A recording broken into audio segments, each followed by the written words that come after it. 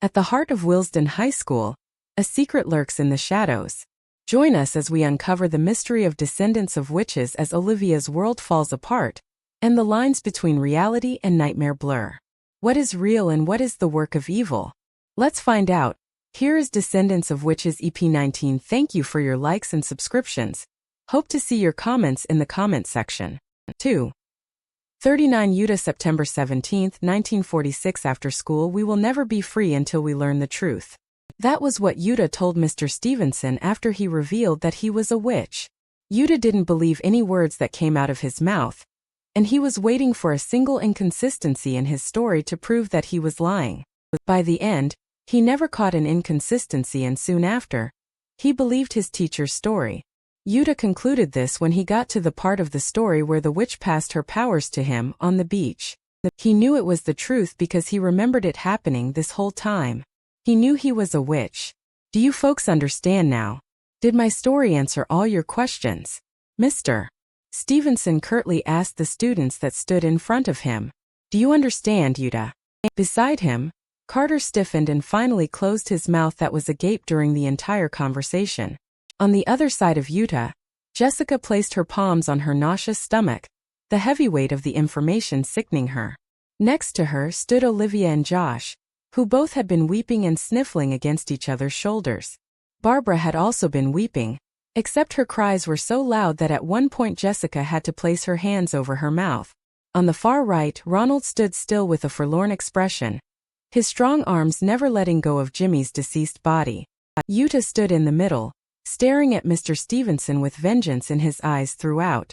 The darkness of Willesden's history crept its way into the classroom and refused to leave as it ate everything in its path.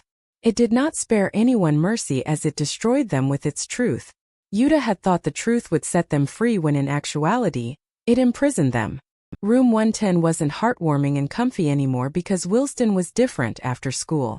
There was no light within the classroom, and not even the full moon outside could spare some of its silvery light.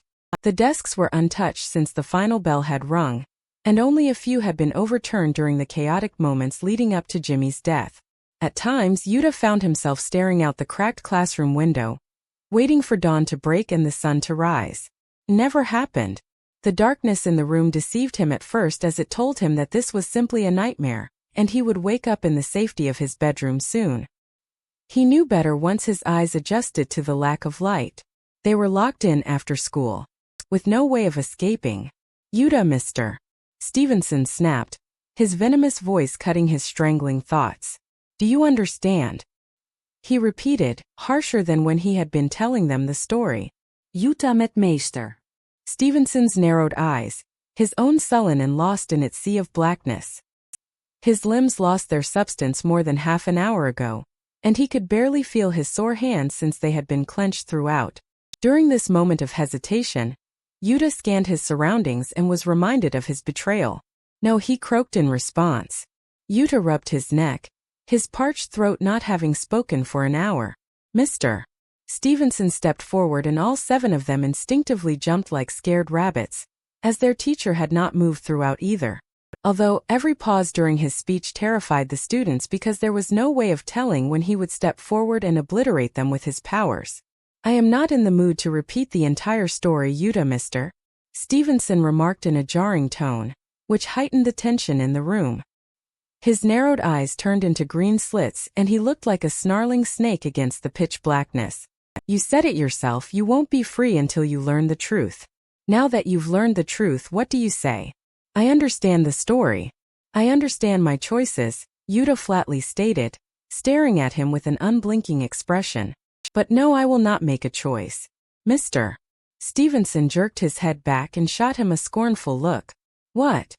He hissed as his hands curled into fists. You have always been insane, Utah, but this is something else. What is the matter? Do you simply not believe what I am saying? Or did you truly not comprehend the story? Beside him, his friend stiffened at Mr. Stevenson's brutal tone. Utah remained adamant, although with one glance at Carter's horrid face, he knew he shouldn't have irked his teacher. The power he held was too much for a group of weak 16-year-old children to go up against. There was no use in refusing or fighting for their freedom, Utah knew that. The easy way out would be to give in and allow Mr. Stevenson to succeed in his mission. Yuta was planning on taking the easy way out. That was until he realized something. I said, I understand everything, Yuta repeated, his stone-cold tone a pitch higher. But I will not make a choice.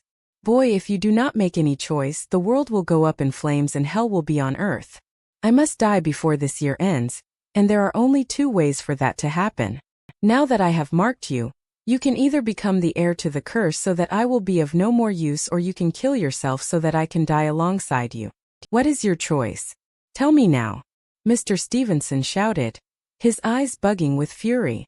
That's unfair, Mr. Stevenson. You just told me that I'm a witch, whatever that means, and now you're expecting me to make a choice straight away.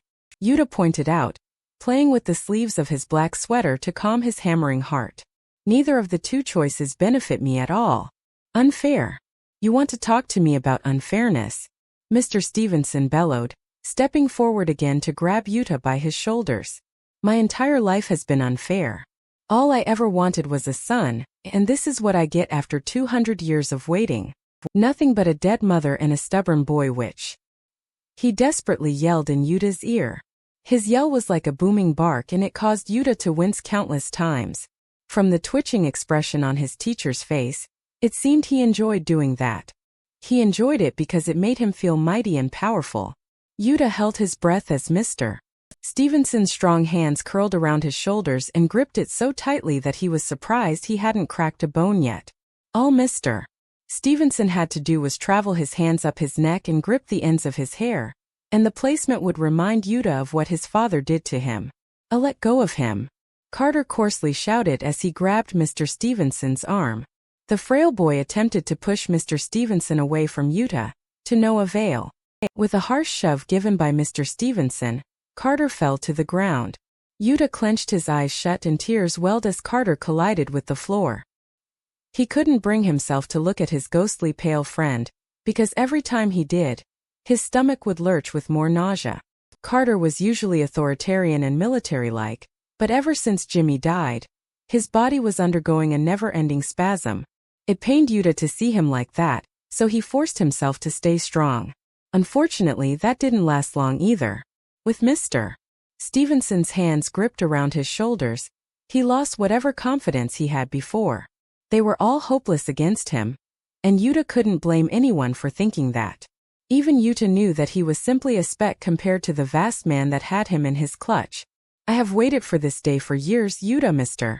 Stevenson hissed in his ear, as he grabbed a fistful of his black hair. So you better make a choice, and it better be the first one, he threatened, tugging at it harshly. His eyes glimmered with watery tears as the pain ruptured his throbbing nerves. He tried to steady his breath, but there was nothing that could soothe him anymore, especially during moments like these. With every pull of his hair, Yuta braced himself for the blow that often occurred afterwards. He felt like his soul was being torn into bloody fragments as memories of the mornings before school replayed in his head. Surprisingly, his head did not get slammed. I can't choose the first one because you haven't completed your task yet. Why, you haven't killed any of the marked people yet. Yuta choked as he squirmed uncomfortably underneath his fierce grip. Don't you think I know that, boy? Mr. Stevenson hissed, as he continued to tug at Yuta's hair menacingly. I'm focusing on you first. You're a tricky one while your friends are easy to kill.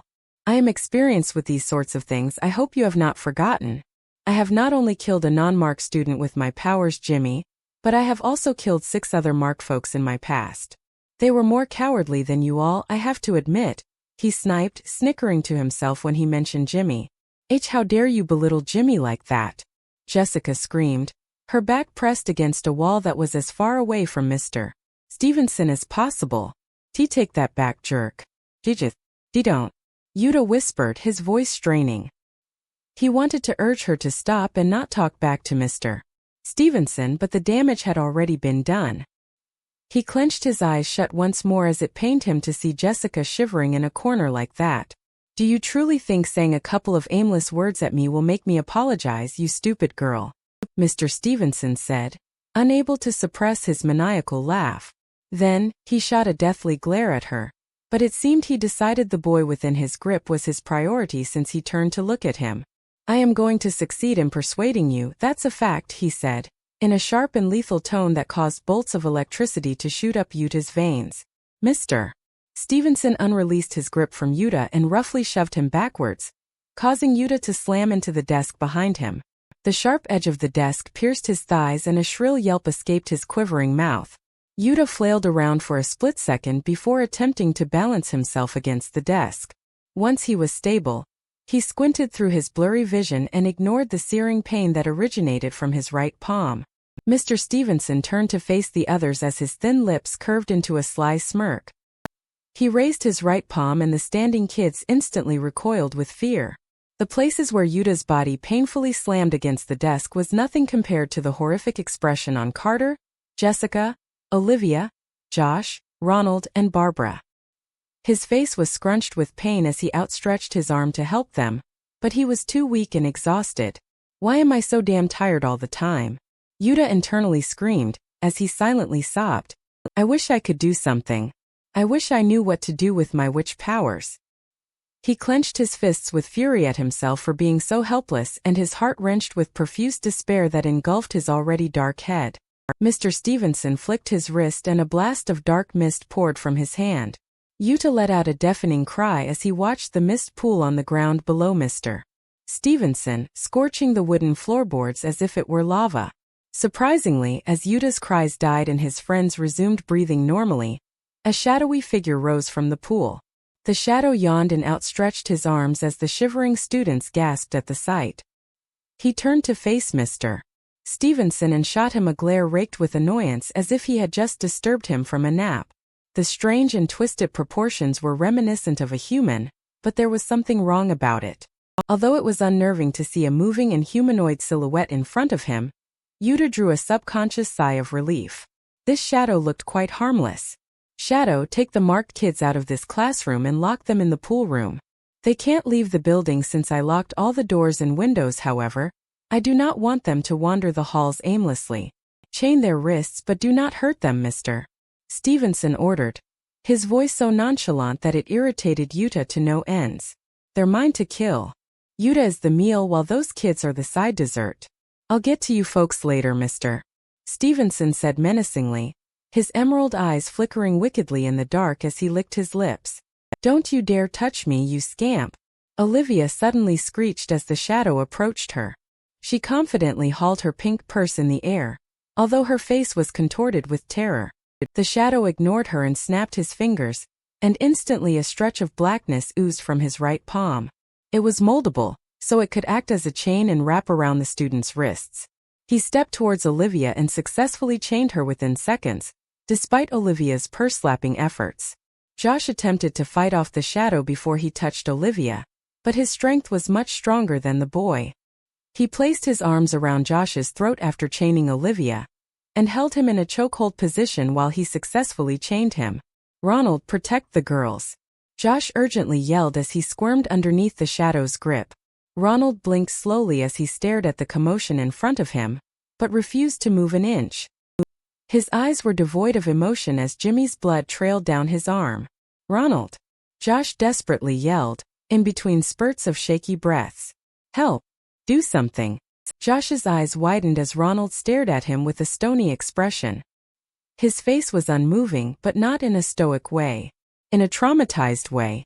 It was as if he had been shell-shocked and his limbs couldn't move, despite holding on to Jimmy for so long. Yuta couldn't blame or curse Ronald for doing nothing. Even he was too weak to stand up against Mr.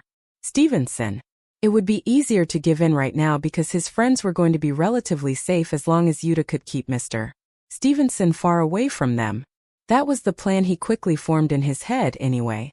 The shadow chained Ronald's wrists and attached the cord of the black chain with the others. The others had fought with the little strength they had left, but it was useless. They were on a leash and it was as if they were prisoners unable to resist their caged prison. The shadow ushered the group out of the room, and Yuta gritted his teeth at the violence of the shove. Mr. Stevenson! Carter shouted, glancing behind his shoulder. When his head jerked backwards, his white hair fell over his glaring eyes. Upon closer inspection, his white hair was stained with red. If you lay a single finger on Yuta, I will. I will do something very bad to you," he yelled, attempting to threaten his teacher. "Have you not realized yet that Yuta knew he was a witch this whole time?" Mr. Stevenson revealed, grinning evilly at Yuta's appalled friends. "Yet he did not care to tell you. Had he told you earlier, Jimmy would have avoided the fate he received, don't you think?" Carter gazed at Yuta with shock, his wide eyes brimming with tears. "Is this true, Yuta? You knew this whole time?" he squeaked in disbelief. Yuta nervously swallowed the lump lodged in his throat as he watched his friend's trust in him vanish. He blinked away the tears and attempted to defend himself, but only a silent croak escaped his chapped lips. His worst fear was coming true. Mr. Stevenson smirked at the mess he created as the kids were shoved out of the classroom and the door shut behind them. Yuta collapsed to the ground as he let go of the desk that supported him because his legs had no strength left. He groaned and cast his gaze to the floor as Mr. Stevenson's footsteps approached him. Yuta clenched his eyes shut and silently sobbed, desperately wanting to be anywhere but here. Yuta winced when Mr. Stevenson leaned down to grip his shoulders. However, to his utter shock, his grip was gentle. He helped the boy stand on his feet, and after a few wobbles, Yuta regained his composure. Mr. Stevenson's hands were surprisingly warm as they cupped his tear-stained cheeks. They stared into each other's eyes as Mr. Stevenson's hands rested on his shoulders reassuringly. Yuta knitted his brows, bewilderment and burning hatred washing over him. How dare he act like everything is okay? He thought as he clenched his fists and inhaled heatedly. Mr. Stevenson flashed Yuta a smile that was reminiscent of yesterday, back when he was the honest and kind homeroom teacher. Yuta knew better now than to fall for his feigned charms. Mr. Stevenson was the embodiment of impetuous, as there was a sort of irritation in his anger, Yuta recently learned. Yuta studied the man in front of him, who was not Mr. Stevenson anymore. He was Wilson Stevenson. His thin blonde hair grazed over his skin that yearned for more rest but was instead burdened with too much power. His mouth was rigid as if only used for the smiles that masked his cruelty, perhaps born of a lifetime of insanity and the superiority that radiated contempt. Yuta knew not to trust his lying smile, but what choice did he have? What else could he do but give up and choose one of the deathly options? Yuta, Mr. Stevenson breathed, his eyes flashing with feigned tenderness. "Let's talk, okay?" he gently suggested, forgetting that mere seconds ago he shackled Yuta's friends and shoved him into a desk. Yuta's lower lip fumbled as he tried to form a rebuttal, but only a humiliating whimper escaped. He shivered underneath Mr. Stevenson's gentle grasp, unsure of how he felt about him.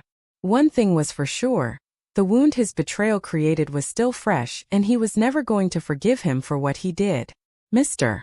Stevenson's brows furrowed with concern, and for a moment, Yuta wondered whether he was genuine. However, the way he was acting reminded him of the teacher he used to know. It not only disgusted him that Mr. Stevenson was reverting to his old tactics to persuade Yuta, but it also disgusted him that he used to have a genuine admiration for his fake teacher. "Listen, Yuta," Mr. Stevenson said soothingly, caressing his cheeks. Yuta flinched and backed away, but Mr. Stevenson grabbed his wrist and violently jerked him forward. Mr. Stevenson pulled Yuta in for a sudden hug and wrapped his arms around his back. Mr. Stevenson spoke in a forced and consoling voice that fooled Yuta before. One hand appeared to be stroking his hair while the other was rubbing his right palm softly. However, Yuta felt Mr. Stevenson's hand tugging his hair harshly, and the other hand clutching his wrist violently. His actions were not matching his underlying intentions. As Mr. Stevenson hugged him, Yuta stiffened while his arms dangled by his sides. "What is he doing?" he thought, his face scrunched with confusion. Mr. Stevenson lightly pushed his head so that it was resting on his shoulder, and they stood there for a while, hugging. Yuta's hammering heart slowed down to a normal pace as he forced himself to forget that Mr. Stevenson was hugging him, which proved to be difficult. "I want you to choose the first option," he whispered in his ear. Yuta bit his lip as his cold breath sent shivers up his spine. "I am not choosing any option," he stubbornly stated, unafraid to irk his teacher because of the anger bubbling inside him. Mr. Stevenson patted his back gently. "I know this is hard for you, Yuta," he whispered. as his warm embrace confused the boy.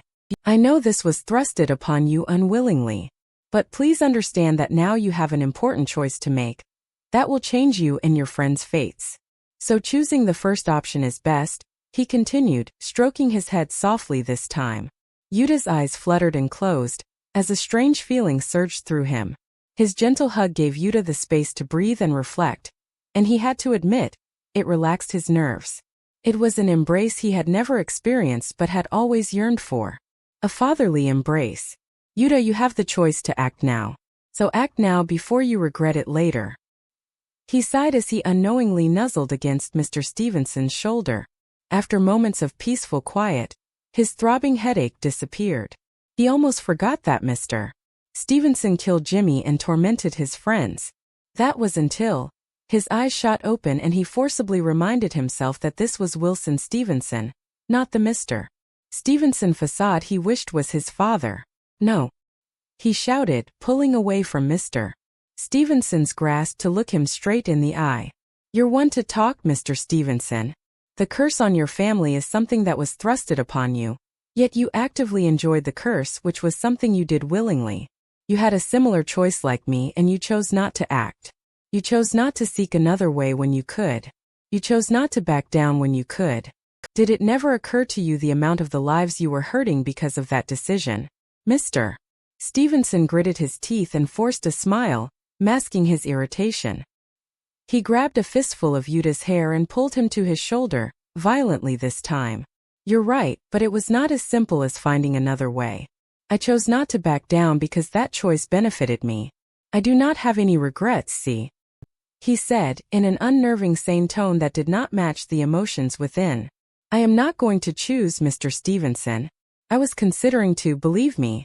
I was going to take the easy way out, but then I realized my friends' lives are at stake. I made a promise to myself that I am going to do anything to save my friends' lives, no matter the consequences. So I am not going to let you kill them, and I'm not going to make a choice. Yuta grunted as he tried to break free from his grip. Mr. Stevenson still gripped his hair, so as much as Yuta squirmed and twisted, there was no way for him to escape. Yuta, choose the first option. It's better than the second, don't you think? When you agree, I will quickly kill the 6 marked. I will not do it in front of you if that's what you wish. Then your task is to chant the incantation, Ego sum Alphilius prodigus. Afterwards you will officially be the heir to the curse, or rather my son. Then, after a day passes, I will die and you will live on as both the witch and the man upholding the special duty for the rest of eternity, Mr. Stevenson said, patting Yuta's head with slightly more force than before. Let go of me, Mr. Stevenson, Yuta breathed, with slightly more ferocity than before. I know this is confusing and difficult for you, Yuta. You must be thinking why? Why you? Well, as I explained before, the witch said you have some special pagan blood within you. So she passed all her powers down to you. She never did that for the Stevensons, because half of her powers would suffice for us. Thus, since you have all of her powers, you can uphold both ends of the curse and live for an eternity. 6 people will be marked every 100 years as usual, and it will be like nothing changed, Mr. Stevenson continued, his soft strokes turning into harsh scrapes against his back. Let go of me, Mr. Stevenson, Yuta said, louder than before. His chest heaved as anger coursed through his veins. Why did I let my guard down? He scolded himself as his eyes narrowed determinately. Yuta lifted his head, but Mr. Stevenson instantly pushed it against his shoulder, locking him in that position. So speak the incantation and be my son, Yuta. End this curse for me. You will live on forever and be stuck in a constant cycle, but I reckon it's not all that bad. You will be carrying the burden of the devil's pact, and nobody else will have to suffer, except for the marked people you must kill, he said, chuckling lightly. Make the choice, Yuta. Be the sacrifice. For that is the only meaning to your wretched life, Mr. Stevenson hissed, his fingers clawing at Yuta's scalp. Let go of me. Yuta yelled, and he shoved him back with all his might. The push was the hardest he had ever given, and as Yuta caught his breath, he figured he was free from his grasp since he could no longer feel his arms wrapped around him. He tilted his head to meet Mr. Stevenson's gaze, and that was when he realized he was gone. Mr. Stevenson had disappeared.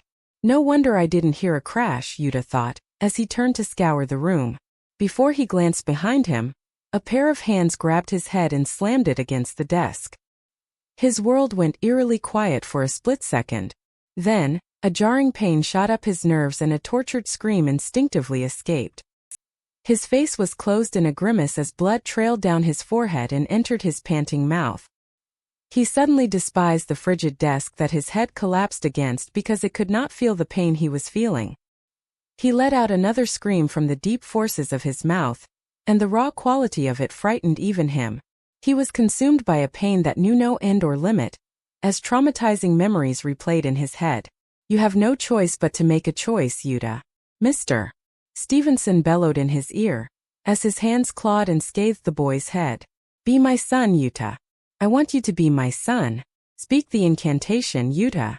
I want you to speak the incantation. All Yuta could do was let out a whimper as the taste of metallic blood entered his mouth. Yuta forced himself to believe that the blood leaking around his teeth and over his freshly cold lips was sweet. Anything to cope with the pain, he reasoned. After a moment of intense and deafening silence that was not enough for Yuta to recover, Mr. Stevenson lifted Yuta's head. Yuta sobbed and shook his dizzy head, begging Mr. Stevenson to stop. Mr. Stevenson dismissed his request and slammed his head against the table once more. More blood trickled down his face as dots and peculiar lines entered his vision. The pain wasn't sharp like a knife, instead, it burned around his innards better than boiling water. Everything felt scalded and he was in more pain than he could have ever imagined was possible. A bullet would be merciful compared to the torture he was experiencing. Be my son, Yuta. Be my son. Mr. Stevenson yelled aggressively. His facade from before vanished. Suddenly, Yuta wished to go back in time when Mr. Stevenson was still putting on a facade. It was much better than this, he had to admit. Mr. Stevenson's lies were comfortable, and they were what he wanted to hear. He didn't care how much it would agonize him in the end, he just wanted to be in that haven again, even if it was a fabrication. Anywhere was better than here. I am your father. Mr. Stevenson roared as he lifted his head again. You are my son. Uphold the curse. Say it. Say, ego sum filius prodigus. Be an obedient son and say it. He thundered as Yuta's head collided with the desk again at his command. No. Yuta yelled, after gaining the courage to speak up. He wished he could gather strength to fight back, but it seemed only his words could help him. Never. He yelled, ignoring the searing pain as he craned his neck to meet Mr. Stevenson's flaring green eyes. You are not my father. Yuta shouted as blood spat out of his mouth. Before he could even bat an eyelash, Mr. Stevenson's splayed hands grabbed his head and slammed it against the desk continuously, out of fury. Again and again, his head collided with the hard table. Again and again, he let out a glass-shattering scream. Again and again, blood oozed from his body and splattered around him. Again and again, again and again, again and again. After what felt like years, Mr. Stevenson grabbed Yuta and pulled him up to his feet. He slapped the boy's cheek to make sure he was alive, and Yuta gasped as his eyes fluttered open. His vision was hazy and his head was blank, except for the stains of scarlet. Mr. Stevenson gently placed the boy on the chair of the desk where he previously slammed his head against and kneeled to get to his level. Yuta, Mr. Stevenson said, smiling up at the boy. His face moved a little too slowly, as if he was savoring the moments of Yuta's grief. Then he grinned. As he did so, the temperature of the room fell more than it already had. Even in the dim light of the dark classroom, Yuta saw his bared teeth. It was a Cheshire grin of sorts, the kind that was so wide it was as if he wanted to eat Yuta rather than talk normally. Nonetheless, his smile was genuine. Yuta could tell from the way the ends were upturned in a slightly sadistic manner. You will be my son. I am elated to finally have a son, he said, his venomous green eyes blazing as they pierced him. Yuta couldn't protest if he wanted to, but before he could attempt to say anything, Mr. Stevenson stood up to grab something from his desk. Yuta watched him with his bruised eyes, his lips parted and his head lolling to the side. His every muscle was seized and his body was struggling to recover. He leaned against the chair, grateful that the torture had ended. although that didn't mean the pain was gone. When Mr. Stevenson returned, there was a chunky book in his hand. He plopped it on his desk and Yutta's eyes trailed around the cover. Pars de Malleus Maleficarum, the black cover read. His eyes widened slightly, recalling that this was the book he and his friends found in the library. It was also no coincidence that this exact book had been handed down for generations within the Stevenson family. Read this book, son. Your new family's history is within it, in detail. You will also get a better understanding of your witch powers that are yet to be unlocked, Mr. Stevenson said as he cupped Yutta's blood-stained cheeks. I am not part of your family. Yutta was too injured to move or talk, but he wished he was able to so he could punch that foppish smile off Mr. Stevenson's face. Mr. Stevenson guided Yutta through the book, but he wasn't paying attention. The pain was unbearable, so he forcibly formed thoughts to distract himself. He hoped that his friends were fine, and he hoped that he would somehow find a way out of here and back to them. Yutta fiddled with his hands underneath the desk as he allowed his thoughts to swarm. The slimy blood between his thumbs gave him something to do physically. Suddenly, his hands brushed against a piece of paper that was within the desk. Yutta's eyebrows shot up with curiosity, so he discreetly leaned backwards and pulled the paper out. Instantly, he recognized the handwriting. Yutta's heart thumped rapidly as a ray of hope shone its light on him. How could I forget? Jimmy's plan. 2.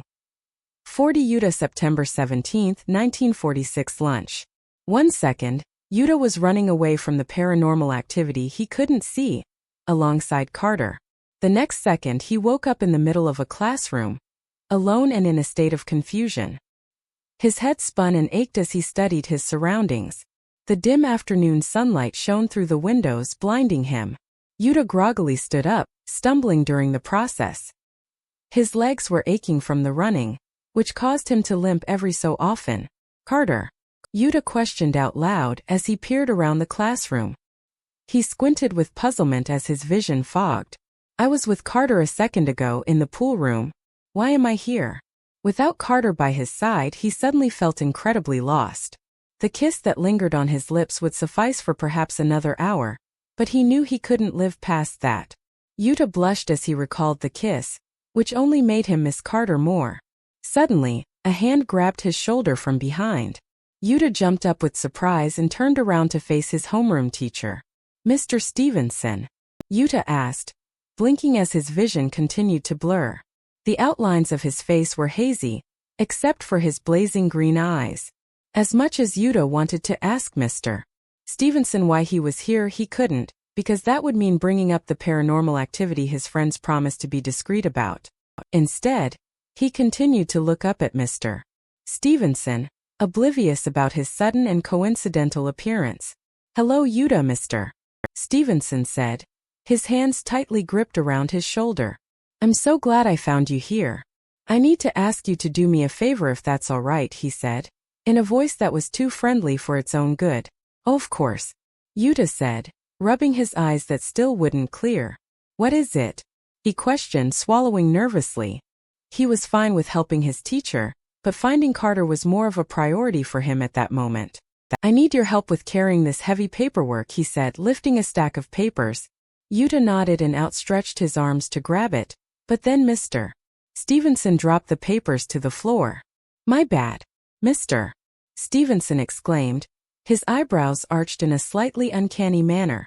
Yutta's hands were still midair as his slow brain registered what happened. Mr.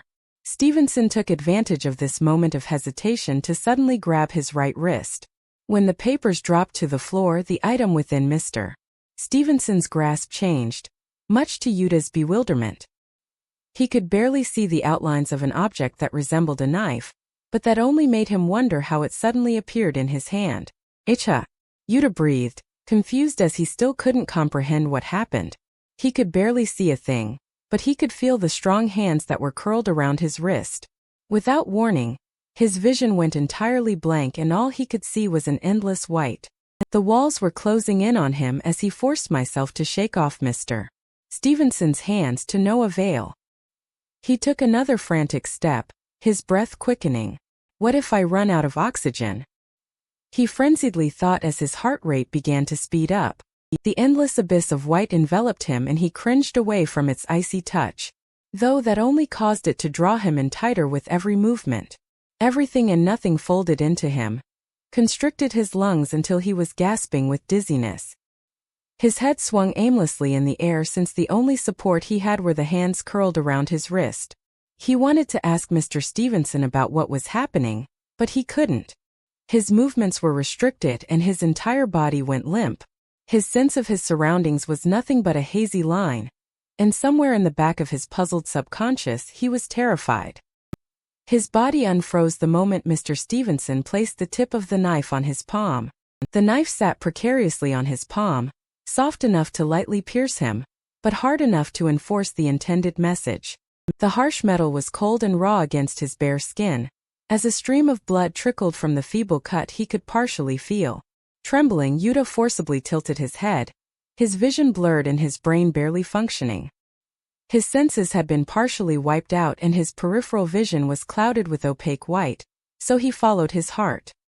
His slowly blinking eyes met Mr. Stevenson's merciless gaze, and that was when his heart knew. It was him. He was the one.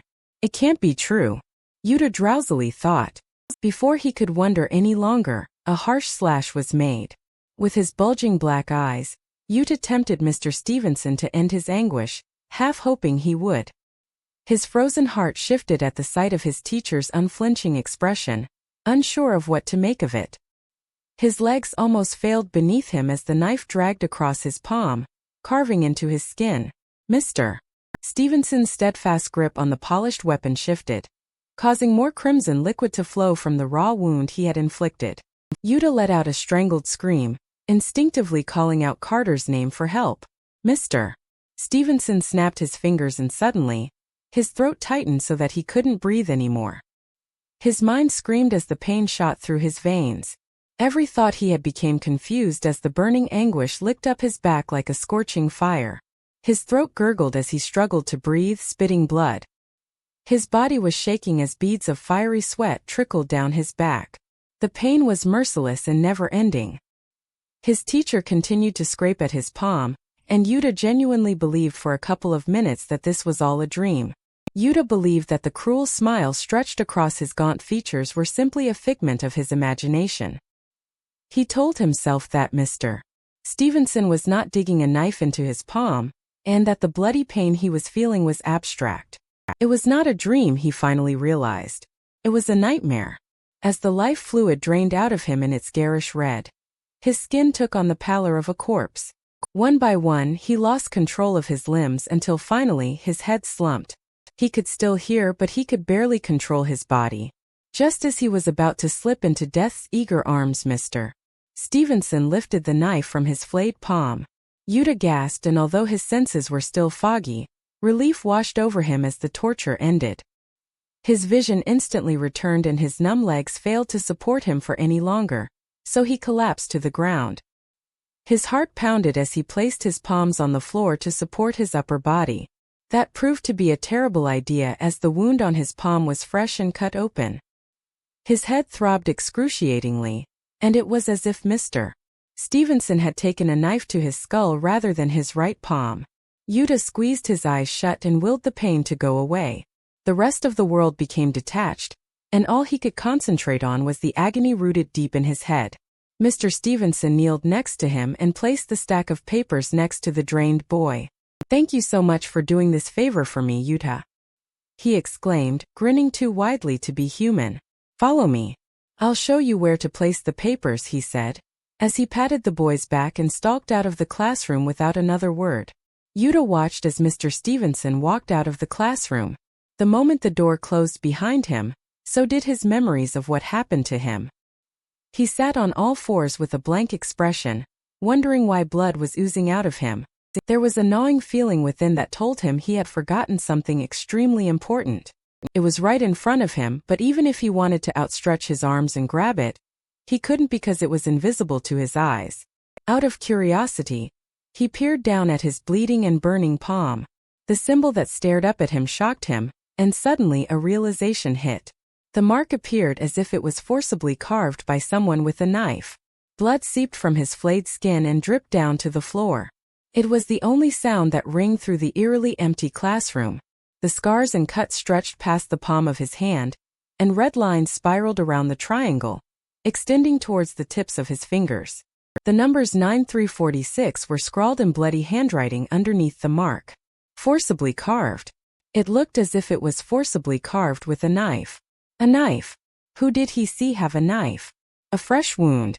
Who did he see leave the room just now? The wound on his hand burned and ignited something within him. Suddenly, all the puzzle pieces connected in his mind. Mr. Stevenson. He's the one who did it.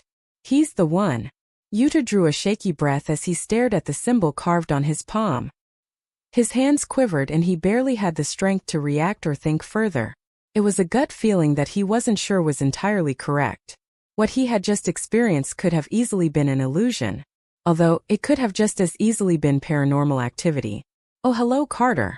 "Mr. Stevenson," exclaimed, from the other side of the door. "Have you heard that the wall of the pool room crumbled?"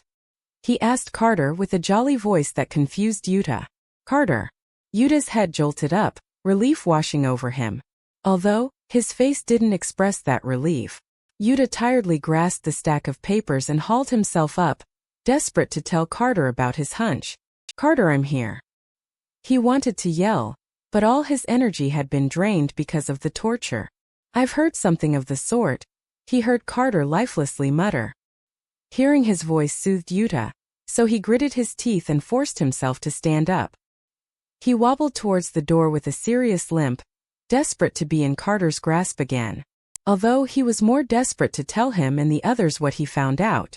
The door of the classroom swung open and Yuta tumbled out, his face scrunched with pain.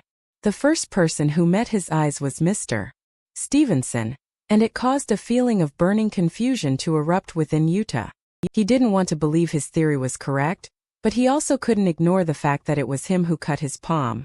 "There you are, Yuta. Thanks for helping me out, Mr. Stevenson said, patting the black-haired boy's back. Yuta grimaced and shivered at the touch. Whether or not Mr. Stevenson was truly the one, the image of his teacher would be forever tainted. Carter instantly jolted his head and widened his eyes. "Yuta, where were you?" "I was looking for you," Carter exclaimed, pulling Yuta in for a hug. Yuta solemnly nodded, his dark eyes cast to the floor. His left hand gripped the stack of papers and his right arm dangled at his side, with his fist clenched. He hid his bleeding palm by twisting to the side and refused to look into Carter's eyes, as much as he wanted to. The pain was too much to bear, and he didn't want Carter to see it written all over his face. Plus, he suddenly felt uncomfortable standing next to Mr. Stevenson. "Yuta was just helping me with carrying some of my heavy paperwork." "What an excellent student you are, Yuta." Mr. Stevenson responded for him, resting his hand on the boy's shoulder. "I'll take it from here, Yuta." "Thank you so much for your help," he exclaimed, grabbing the stack from Yuta's grasp. Mr. Stevenson happily trotted past the obliterated pool room, with a slight spring to his steps. Yuta grunted with pain as he walked the other way, tears brimming his eyes. "Hey Yuta, is everything okay? You look, troubled. Was it because of the thing?" "I know the falling bricks were really scary, but I'm glad that you're okay," Carter said, as he trailed after Yuta worriedly. "Also about the, kiss." "Carter," Yuta sternly interrupted, clenching both of his fists and staring at the ground as they walked through the hall. "Call a group meeting. Right now," he ordered, his lips pressed in a firm line. "Of course, but we can only meet after school, remember? That's when room 110 is available. Plus, lunch is about to end and we can't just skip," Carter hesitantly pointed out, wondering why his friend's behavior shifted. Yuta shook his head and twisted his neck to meet Carter's gaze. His silver eyes were wide with concern, and Yuta longed to distract himself with them, but the gnawing feeling inside couldn't bring himself to. The desolation he felt was all-consuming and his mind became an icy wasteland. The winds howled in his soul and wrapped icy hands around his heart so tightly it almost stopped beating. "This is urgent, Carter," he said, his expression deadpan. "I need to tell you all something that must be said right now. Skipping class is the least of my worries." Carter's eyes glimpsed down at Yuta's clenched fist, and he noticed small droplets of blood splattering to the ground. "What is it?" he asked, swallowing the lump in his throat. I can see the paranormal activity now. Carter widened his eyes and halted in his tracks. How did that happen? He squeaked, dumbfounded. Yuta sighed, unclenched his fist, opening his right palm under Carter's nose so he could see it. Etched on his palm was the devil's mark. 3 lines connected to form a triangle. A thick line crossed through the middle. After minutes of silence, Carter looked up at Yuta and stared straight into the dark abyss of his eyes. It's you, isn't it? You're the one. Yuta parted his lips with surprise and stared at Carter unblinkingly. No, he said briskly, slightly hurt that was his first assumption. However, Yuta couldn't blame him, because Carter hadn't seen what he saw. I really want to believe you, Yuta. I want to believe that by coincidence you've been marked too. But that mark looks like it has been carved, not inked like ours. To me, it looks like you did it yourself just to get the blame off you. You think I purposely carved this stupid mark on myself? Yuta questioned through gritted teeth. He hated arguing with Carter, but there were times he had no choice but to defend himself. Carter bit his lip nervously, and Yuta noticed he took a discreet step backwards as if afraid of what he became. If you're not the one, how else does it explain why you suddenly disappeared from my side a half hour ago? You also could have been the one who conjured the dragon, because we were the only ones in the change room. What if there was someone lurking outside the change room? Have you ever thought of that? Yuta asked, his black eyes flashing furiously at the accusations. You're the new kid, Yuta. You started school on September 3, 1946. That's when the first paranormal activity occurrences began, Carter whispered, his words not matching his inner emotions. His eyes were glossed with tears and his tone was apologetic. It was as if he wanted Yuta to tell him that he was wrong because he couldn't bear the thought of it being true. Yuta unknitted his eyebrows and relaxed his dark expression. Carter, call an unofficial after-school meeting right now. I need to tell you all something very important, and I need to say it with everyone there, he said, holding back his tears as he placed his unwounded hand on Carter's shoulder. Trust me, okay? Carter nodded and stared at Yuta longingly. Okay, but why? What's so important? I realize now that there was someone lurking outside the change room, and it definitely was not me. You can see what? Jimmy exclaimed, staring at Yuta with his hazel eyes widened in an expression of stunned surprise. They were all standing in room 110. Around the desks they had pushed to create a larger table.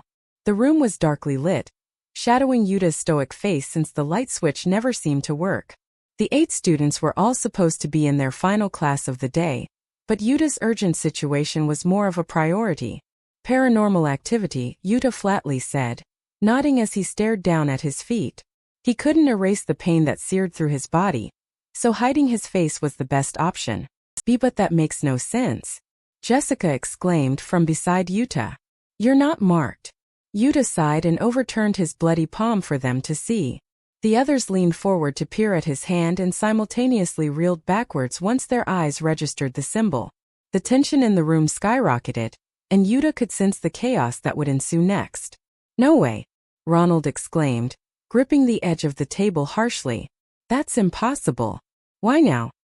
He asked, and after a moment of silence, his eyes widened with realization. Yuta, you're the one, Jimmy breathed with a tone of disbelief and shock. Yuta furiously shook his head before Olivia could scream and cry. I am not. He shouted, glaring at everyone who stared at him accusingly. I am not, and you will believe me when I tell you what I experienced. Josh gulped and shook his head, staring at Yuta seriously.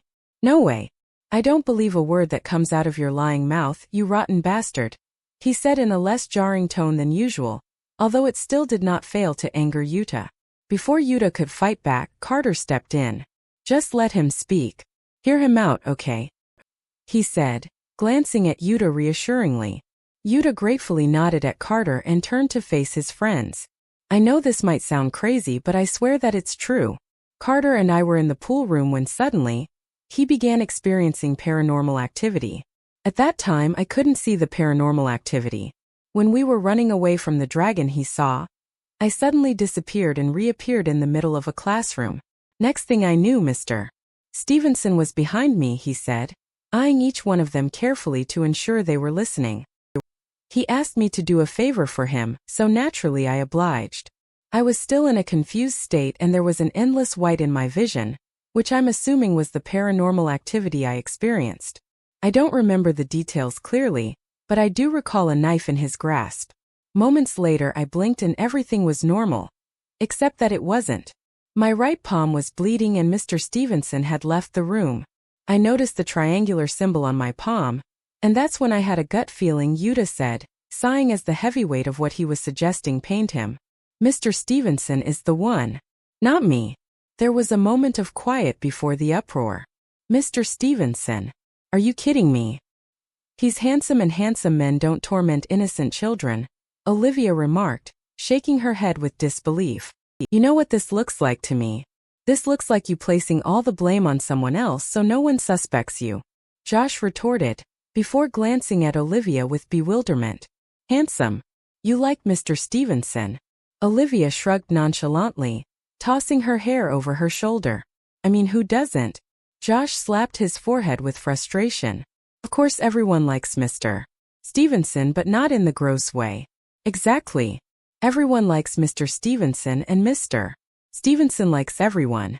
It says something about you, Yuta, for placing the blame on Mr. Stevenson, Ronald pointed out, glaring at Yuta. Mr. Stevenson, of all people. If you were going to blame someone, you should have blamed Briggs. Mr. Stevenson would never do something as cruel as using a knife against a student. Barbara chimed in, shaking her head at Yuta with disappointment. Yuta clenched his eyes shut but refused to lash out at his friends. I understand that this sounds crazy because I admire Mr. Stevenson too. But believe me, if you saw what I saw, you wouldn't think twice about it. I know for a fact I saw Mr. Stevenson leaving that classroom with a knife in his hand. There's no other explanation. How else would he know what symbol to carve? Just give me this one chance to prove myself, okay? If it turns out I'm wrong, blame me all you want. I believe you, Yuta, I truly do, Jessica said, placing a hand on his shoulder. But if he was the one, why would he want to mark you now? I have no idea. That's why I called an urgent meeting. This is the best lead we have, and we need to act now or else Mr. Stevenson or whoever the one is will continue to harm us. And that's the last thing I want. I hate seeing you all suffer, Yuta said seriously. So what do you say? Will you at least try to believe my theory and test Mr. Stevenson to see if he's the one? Jimmy hesitantly nodded, adjusting his slipping glasses and deciding what would be best. Yes, let's make a deal. When we test Mr. Stevenson and it turns out you're right, we'll be forever indebted to ya. If it turns out you're wrong, then don't blame us for assuming that you're the one for lying to us, okay? Yuta glanced at Carter, who shot him a remorseful look. Carter discreetly grasped his dangling hand and pumped it reassuringly, as he had stepped forward to hide their intertwined fingers. The warmth of Carter's skin relieved his nerves, and he looked up to confidently nod at Jimmy. Deal. What's the plan then? Jimmy sighed as everyone patiently awaited an idea to pop in his head. It's simply a board with 64 squares, 32 pieces on it and a set of strict rules about how each piece is allowed to move, he murmured to himself, as the kids stared at him confusedly. But it's more than that. It's a metaphor for life. Slowly, he pulled out a notebook from his bag and ripped out a piece of paper. If you want to win that gold medal, you have to think rationally and outmaneuver your opponent, Jimmy continued, this time in a stronger voice. He twirled a pencil in his hand before scrawling on the piece of paper. What do we know about Mr. Stevenson? He asked, looking up at his friends for assistance. I know that he's the best teacher at Willesden, and you'd be a fool to think otherwise, Josh grunted, glaring at Yuta. Ronald kicked his shins and Josh groaned in response, before realizing what he meant. He groggily turned to face Yuta with a genuinely apologetic look. But if that's what you think, so be it. We'll see anyway. It's worth the try, he mumbled, looking down at his shoes. Anything else? Jimmy questioned, rubbing his temples exasperatedly. He's fun and nice, Jessica said, as everyone nodded with agreement. Remember, during our leadership meetings and that day we played basketball together. He was so helpful and taught us many things in an entertaining way. It was because of him that we're now able to work together as a team. Mr.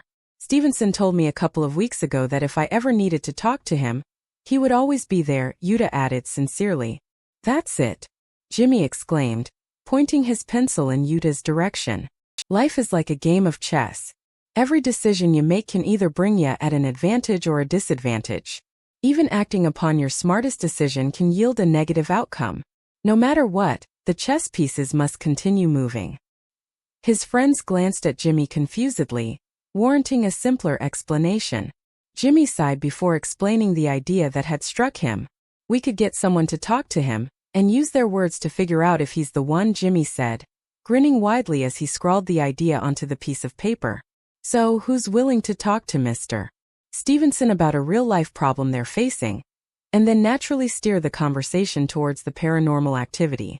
Josh raised his hand. I want to, but I already talked to him before. It would be suspicious if I talked to him again, wouldn't it? You're right. It has to be someone who hasn't talked to him before, so he doesn't suspect anything, Jimmy said, glancing around the group for offers. I'll do it. I haven't talked to him about any personal problems before. Plus, he was the one who asked me to begin with, Yuta offered solemnly. Good. Your job is to talk to him about your problem and decipher his behavior. Then, when he finishes offering his advice, tell him that you have another problem, the paranormal activity. It's actually helpful that you're the one doing this because that way we'll be able to catch Stevenson in a lie. Tell him that you're the only one experiencing these strange phenomena. If he believes you, that means he's a victim too. We can't single out the possibility that there are more people who are marked, right? However, if he doesn't believe you, that means he is the one because he would obviously want to keep it a secret, Jimmy explained, jotting his points down on the paper as he spoke. Do keep in mind that there are two sides to this. What if he says he believes you, but that's only because he doesn't understand your crazy talk and is just being nice? That means he isn't the one because he's not marked at all. Also, what if he outright says he doesn't believe you because he truly doesn't? Once again, that means he's not marked. Keep in mind these possibilities, Yuta. Your main job is to analyze and decipher because not every game that is played goes by the rules. Yuta nodded with understanding. All right. When will we be testing him? After school. Today after school we'll test him, Jimmy replied, locking eyes with Yuta to ensure he understood. I think it would be wise to wait outside this room after school and wait for him to arrive. Then, tell him you need to talk and make sure you do it inside this classroom. The rest of us will be hiding inside the detention closet, just in case the worst-case scenario happens. What's the worst-case scenario? Carter asked, his grip around Yuta tightening with anxiousness. Jimmy paused to tap the pencil against his chin. If it turns out that Mr. Stevenson is the one, things could unravel one of two ways. Firstly, Mr. Stevenson will tell Yuta bluntly that he's the one, explain the truth, and we'll figure out a way to end this from there. Although that's wishful thinking because it's more likely things will go wrong. The second way, which is the worst-case scenario, is for Yuta to find out Mr. Stevenson is the one in some way, and he refuses to tell us the truth. He might even attack Yuta and cause the paranormal activity to happen. Death may occur, blood could be shed, lives could be, we get it, Carter exclaimed, furrowing his eyebrows with frantic worry.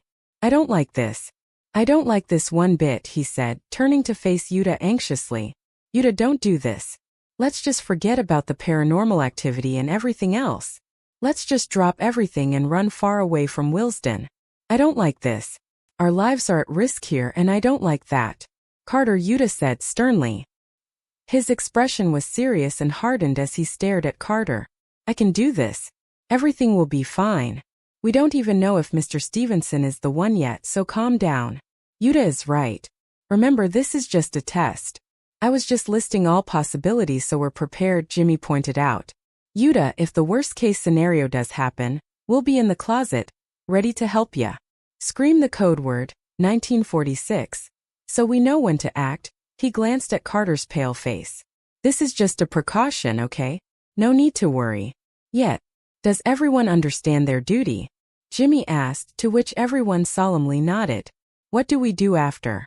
Yuta asked, his expression turning grim because of Jimmy's words. What do we do when we find out the truth, and for example the worst-case scenario does happen? How do we escape Mr. Stevenson or whoever the one is? He'll obviously have eyes on us at all times.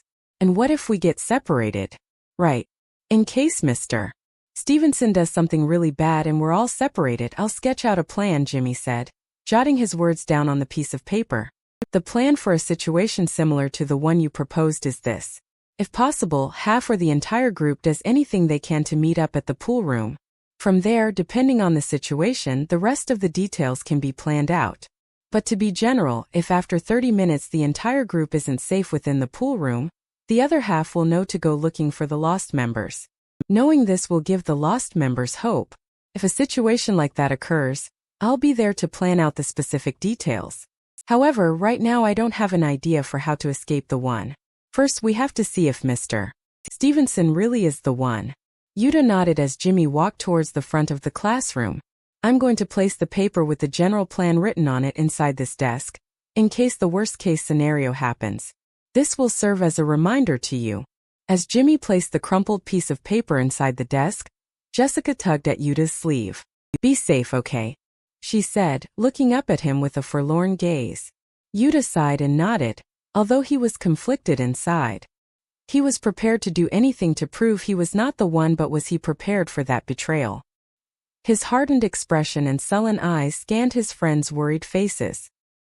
He was determined to protect them, so he brushed his doubts aside and put on an emotionless face, so as to not worry them.